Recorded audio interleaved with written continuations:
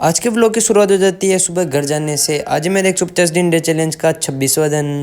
घर जाते ही मैं नहा धो कर नए कपड़े पहन के हो जाता हूँ कंप्लीट। यह है मेरे अंकल का लड़का नीर। यह है मेरी दादी जो मुझसे किसी बात पे नाराज हो रही होती हैं आज।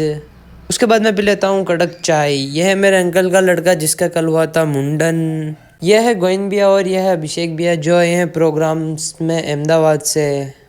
उसके बाद मैं देखता हूँ कि मेहमान आना चालू हो चुके हैं। उसके बाद हम चारों भाई आ जाते हैं मावा खाने। ये अहमदाबाद से आए हुए होते हैं, उनको बावलास का मावा बहुत पसंद है। उसके बाद हम आ जाते हैं जहाँ पर हमारे खाने का प्रोग्राम था।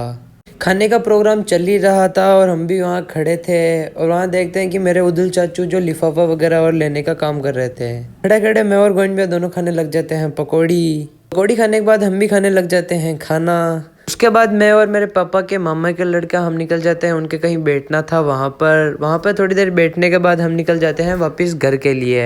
घर पे आते ही हम थोड़ी देर रुकने के बाद हम चले जाते हैं निक्की भैया को राशमी छोड़ने। रास्ते में हम रोली चौराया रतन भैया के घर पे रुक के चाय पी के वापस निकल जाते हैं राशमी के लिए। निक्की भैया को राशमी छोड़ने के बाद हम आ जाते हैं वापस घर पे। घर पे आने के बाद जो भी खाने का सामान बच रहा था उसको हम रख देते हैं घर में। उसके बाद मैं निकल जाता हूँ दादी को मरमी माता जी के छोड़ने। दादी को मरमी माता जी के छोड़ के मैं वापस आ जाता दादी को मरमी माता जी के छोड़ के मैं आ जाता हूँ मेरे अंकल की वाइन शॉप पे। वाइन शॉप पे आते ही अंकल मुझे पकड़ा देते हैं 2 देसी की पेटी को उसकी जगह पे छोड़ के वापस मैं आ जाता हूँ घर पे। घर पे आने के बाद मैं खा लेता हूँ खाना खाने के बाद मैं और मेरा दोस्त प्रिंस दोनों निकल जाते हैं माता जी के धोख देने।